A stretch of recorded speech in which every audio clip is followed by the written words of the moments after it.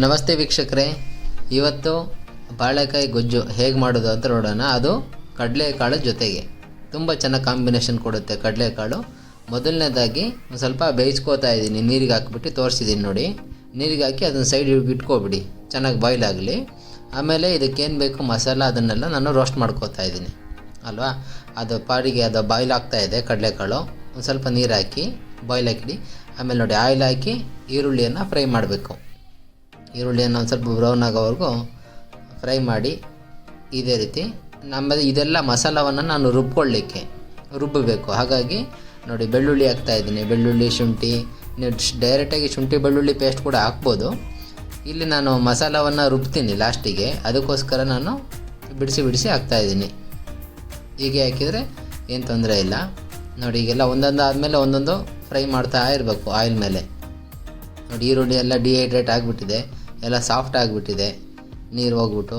ಈಗ ನೋಡಿ ಚಕ್ಕೆ ಮತ್ತು ಲವಂಗ ಹಾಕ್ತಾಯಿದ್ದೀನಿ ಅಲ್ವಾ. ಯಾವ್ದು ಎಷ್ಟೆಷ್ಟು ಬೇಕು ಅಂತ ಅಲ್ಲಿ ಡಿಸ್ಪ್ಲೇ ಮೇಲೆ ಬರ್ತಾ ಇರುತ್ತೆ, ನೀವು ನೋಡ್ಕೋಬೋದು. ಆಮೇಲೆ ನೋಡಿ ಸ್ವಲ್ಪ ಅರಿಶಿನ ಹಾಕ್ತಾಯಿದ್ದೀನಿ.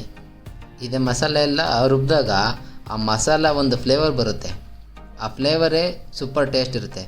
ಆ ಮಸಾಲ ನೀವು ನೋಡುವಾಗ ಗೊತ್ತಾಗತ್ತೆ ನಿಮಗೆ. ನೋಡಿ ಈಗ ಟೊಮೊಟೊ ಹಾಕ್ತಾಯಿದ್ದೀನಿ, ಸ್ವಲ್ಪ ಹುಳಿಗೆ ಅಲ್ವಾ. ಈ ರೀತಿ ಒಂದೊಂದಾದಮೇಲೆ ನೋಡಿ ಈರುಳ್ಳಿ ಎಲ್ಲ ಹಾಕಿರೋದು ತುಂಬ ಅಷ್ಟೇ ಹಾಕಿದ್ದೆ, ಈಗೆಲ್ಲ ಕಮ್ಮಿ ಆಗಿಬಿಟ್ಟಿದೆ, ಅಂದರೆ ಡಿಹೈಡ್ರೇಟ್ ಆಗಿಬಿಟ್ಟು. ಇಲ್ಲಿ ಕೊತ್ತಂಬರಿ ಪೌಡ್ರು, ಕೊರಿಯಂಡರ್ ಪೌಡ್ರನ್ನ ಹಾಕ್ತಾಯಿದ್ದೀನಿ. ಇದಕ್ಕೆ ಬೇರೆ ಯಾವುದೋ ಮಸಾಲೆ ಮಿಕ್ಸ್ ಆಗಿಲ್ಲ, ಓನ್ಲಿ ಕೊರಿಯಂಡರ್ ಪೌಡ್ರನ್ನ ಹಾಕ್ತಾಯಿದ್ದೀನಿ. ಮಸಾಲೆಗೆ ಚಕ್ಕೆ ಲವಂಗ ಹಾಕಿದ್ದೆ ಅಲ್ವಾ, ಹಾಗಾಗಿ. ಈಗ ನೋಡಿ ಖಾರ ಪುಡಿ ಹಾಕ್ತಾಯಿದ್ದೀನಿ 2 ಸ್ಪೂನಷ್ಟು. ಈ ರೀತಿ ನೋಡಿ ಈಗ ಟರ್ನ್ ಆಫ್ ಮಾಡ್ಕೊಳ್ಳಿ ಫ್ಲೇಮನ್ನು, ಯಾಕಂದರೆ ಪೌಡ್ರ್ ಆಗಿರೋದ್ರಿಂದ ಬೇಗ ತಡೆ ಹಿಡಿದು ಬಿಡುತ್ತೆ. ಅದಕ್ಕೆ ಆಫ್ ಮಾಡ್ಕೊಂಡ್ರೆ ಆಯಿತು ಈ ಸ್ಟೇಜಿಗೆ ನೀವು. ಆಮೇಲೆ ಕೊತ್ತಂಬರಿ ಸೊಪ್ಪು ನೋಡಿ, ಕೊತ್ತಂಬರಿ ಪೌಡರು ಮತ್ತು ಕೊತ್ತಂಬರಿ ಸೊಪ್ಪು ಫ್ಲೇವರ್ಸು ಡಿಫ್ರೆಂಟ್ ಇರುತ್ತೆ. ಎರಡು ಒಂದೇ ಕೊತ್ತಂಬರಿದೇ ಆಗಿದ್ದರೂ ಕೂಡ ಫ್ಲೇವರ್ಸ್ ಡಿಫ್ರೆಂಟ್ ಇರುತ್ತೆ. ಹಾಗಾಗಿ ನೀವು ಕೊತ್ತಂಬರಿ ಸೊಪ್ಪು ಹಾಕಬೇಕು. ಆಮೇಲೆ ತೆಂಗಿನಕಾಯಿ ಹಾಕ್ತಾಯಿದ್ದೀನಿ 1 ಕಪ್ಪಷ್ಟು. ನೋಡಿ ಏನು ಹಾಕಿದ್ದೀನಲ್ಲ, ಇಷ್ಟು ಮಸಾಲವನ್ನು ನೀವು ಒಂದು ಸ್ವಲ್ಪ ತಣ್ಣಗಾಗಲಿಕ್ಕೆ ಬಿಟ್ಟು ಆಮೇಲೆ ರುಬ್ಕೋಬೇಕು ಇದನ್ನು. ನೋಡಿ ಅದನ್ನು ರುಬ್ಕೊಳ್ಳಿ. ಆಮೇಲೆ ಒಂದು ಕುಕ್ಕರ್ ತೊಗೊಂಡಿದ್ದೀನಿ, ಇದು ಒಂದು ವಿಷಲ್ ಹಾಕಿಸ್ಬೇಕು. ಹಾಗಾಗಿ ಒಂದು ಕುಕ್ಕರಲ್ಲೇ ತೊಗೊಳ್ಳಿ ನೀವು ಕೂಡ. ಆಗ 2 ಸೌಟಷ್ಟು ಆಯಿಲು, 1/2 ಕಪ್ಪಷ್ಟು ಆಯಿಲ್ ಹಾಕ್ತಾಯಿದ್ದೀನಿ. ನೋಡಿ ರುಬ್ಬಿರ್ತಕ್ಕಂಥ ಮಸಾಲನ ಡೈರೆಕ್ಟಾಗಿ ಎಣ್ಣೆ ಮೇಲೇ ಹಾಕ್ತಾಯಿದ್ದೀನಿ. ಏಕೆಂದರೆ ತೆಂಗಿನಕಾಯಿ ಎಲ್ಲ ಹಾಕಿದ್ದಲ್ವಾ, ಅದೆಲ್ಲ ಒಂದು ಸ್ವಲ್ಪ ಚೆನ್ನಾಗಿ ಫ್ರೈ ಆಗಬೇಕು. ಸೊ ಎಣ್ಣೆ ಒಂದು ಸ್ವಲ್ಪ ಮೀಡಿಯಮ್ಮಾಗಿ ಬಿಸಿಯಾಗಿದ್ದಾಗ ಹಾಕಿ, ತುಂಬ ಬಿಸಿ ಆದರೆ ಸಿಡಿಯುತ್ತೆ. ಹಾಗಾಗಿ ನೀವು ಒಂದು ಸ್ವಲ್ಪ ಬಿಸಿ ಆಗ್ತಿದ್ದಂಗೆ ಎಣ್ಣೆ ಹಾಕ್ಕೊಂಡು ಮಸಾಲೆ ಹಾಕ್ಬೋದು. ನೋಡಿ ಈ ರೀತಿ ಚೆನ್ನಾಗಿ ಒಂದು ಸ್ವಲ್ಪ ಫ್ರೈ ಆದಮೇಲೆ ಅದಕ್ಕೆ ಒಂದು ಸ್ವಲ್ಪ ವಾಟರ್ ಆ್ಯಡ್ ಮಾಡಿ. ಅದು ಜಾರಲ್ಲೆಲ್ಲ ಏನಿರುತ್ತೋ ಅದನ್ನೆಲ್ಲ ವಾಟರ್ ಆ್ಯಡ್ ಮಾಡಿ. ಆಮೇಲೆ ನೋಡಿ ಕಡಲೆಕಾಳೆಲ್ಲ ಬಾಯ್ಲ್ ಆಗಿತ್ತಲ್ಲ, ವಿತ್ ವಾಟರ್ ಹಾಕ್ತಾಯಿದ್ದೀನಿ. ನನಗೆ ಒಂದು ಸ್ವಲ್ಪ ಕರಿ ಬೇಕು ಅಂತಂದಾಗ ನಾವು ಕಡಲೆಕಾಳು ಬೇಯಿಸಿರೋ ನೀರನ್ನು ಸೇರಿಸಿ ಹಾಕ್ತಾಯಿದ್ದೀನಿ. ಅದಾದಮೇಲೆ ನಮ್ಮದು ಮೇನ್ ಇಂಗ್ರೀಡಿಯೆಂಟು ಬಾಳೆಕಾಯಿ, ಹಸಿರು ಬಾಳೆಕಾಯಿ ಅಲ್ವಾ. ನೋಡಿ ಇದನ್ನೆಲ್ಲ ಕಟ್ ಮಾಡಿಕೊಂಡು ನೀರಲ್ಲಿ ನೆನೆ ಇಟ್ಟಿರಬೇಕು. ಆವಾಗ ನಿಮಗೆ ಅದು ಬ್ಲ್ಯಾಕ್ ಒಂಥರ ಬ್ರೌನ್ ಆಗೋದಿಲ್ಲ, ಬ್ಲ್ಯಾಕಿಶ್ ಆಗೋದಿಲ್ಲ.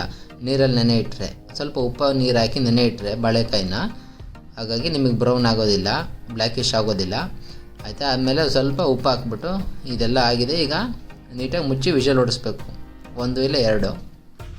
ಅದನ್ನು ನೋಡಿ ತೀರಾ ಬಾಳೆಕಾಯಿ ಸೈಜ್ ಚಿಕ್ಕದಿದ್ದರೆ ನೀವು 1 ವಿಷಲ್ಲೇ ಸಾಕು, ಅದು ಬೇಗ ಸಾಫ್ಟ್ ಬಂದುಬಿಡುತ್ತೆ ಅಲ್ವಾ. ಈಗ ಇಲ್ಲಿ ನಾನು 1 ವಿಷಲ್ ಹೊಡಿಸಿದ್ದೀನಿ. ಅದಾದಮೇಲೆ ನೋಡಿ ಹೇಗಾಗಿದೆ ಅಂತ, ಸ್ವಲ್ಪ ಚೆನ್ನಾಗಾಗಿರುತ್ತೆ ಸೂಪರಾಗಿ. ಈಗೆಲ್ಲ ನೋಡಿ ಇನ್ನು ಬಿಸಿ ಇದ್ದಾಗಲೇ ತೆಗೆದಿದ್ದೀನಿ. ಈಗ ಎಷ್ಟು ಚೆನ್ನಾಗಾಗಿದೆ, ಇನ್ನು ಲಿಕ್ವಿಡ್ ಇದೆ. ಮತ್ತು ಆ ಬಾಳೆಕಾಯ್ದೆಲ್ಲ ಸ್ವಲ್ಪ ಎಡ್ಜಸ್ ಎಲ್ಲ ಸಾಫ್ಟ್ ಆಗುತ್ತೆ, ಅಂದರೆ ಬ್ರೇಕ್ ಆಗುತ್ತೆ ಎಡ್ಜಸ್ ಎಲ್ಲ. ಇಷ್ಟು ನಿಮ್ಮ ಇಷ್ಟ ಇದೆ. ಇಷ್ಟು ನಿಮಗೆ ಕರಿ ಇಷ್ಟು ಬೇಕು ಅಂತಂದರೆ ಇಷ್ಟನ್ನೇ ಬಿಟ್ಕೋಬೋದು. ಇಲ್ಲ ಅಂದರೆ ನೀವು ಒಂದು ಸ್ವಲ್ಪ ಓಪನ್ ವೈಜಲ್ಲಿ ಹಂಗೆ ಬಾಯ್ಲ್ ಮಾಡ್ತಾಯಿದ್ರೆ ಕರಿ ವಾಟರ್ ಡೌನ್ ಆದ ತಕ್ಷಣ ಕರಿ ತಿಕ್ಕಾಗುತ್ತೆ ಅಲ್ವಾ. ಈ ರೀತಿ ಕರಿ ತಿಕ್ಕಾಗುತ್ತೆ ನೋಡಿ. ಈ ಸ್ಟೇಜಿಗೆ ನೀವು ಬಿಟ್ಕೊಂಡ್ರೆ ಚೆನ್ನಾಗಿರುತ್ತೆ. ನಾನು ಈ ಸ್ಟೇಜಿಗೆ ಬಿಟ್ಟಿದ್ದೆ. ಆಮೇಲೆ ಒಂದು ಸ್ವಲ್ಪ ಕೂಲ್ ಆದಾಗ ಇನ್ನೂ ಒಂದು ಸ್ವಲ್ಪ ತಿಕ್ಕಾಗುತ್ತೆ ಅಲ್ವಾ. ನೋಡಿ ಈ ರೀತಿ ನೀವು ಕೂಡ ಟ್ರೈ ಮಾಡಿ, ಹೇಗೆ ಬಂತು ಅಂತ ಕಮೆಂಟ್ ಮುಖಾಂತರ ತಿಳಿಸಿ. ಮತ್ತು ನೀವು ನಮ್ಮ ಚಾನಲ್ನ ಸಬ್ಸ್ಕ್ರೈಬ್ ಮಾಡಿದರೆ ನಮಗೂ ಒಂದು ಸಪೋರ್ಟ್ ಅನಿಸುತ್ತೆ ಅಲ್ವಾ. ಇದೇ ರೀತಿ ಒಳ್ಳೆ ಫುಡ್ಡನ್ನು ಎಂಜಾಯ್ ಮಾಡಿ ಅಂತ ಹೇಳ್ತಾ ಥ್ಯಾಂಕ್ ಯು ಫಾರ್ ವಾಚಿಂಗ್.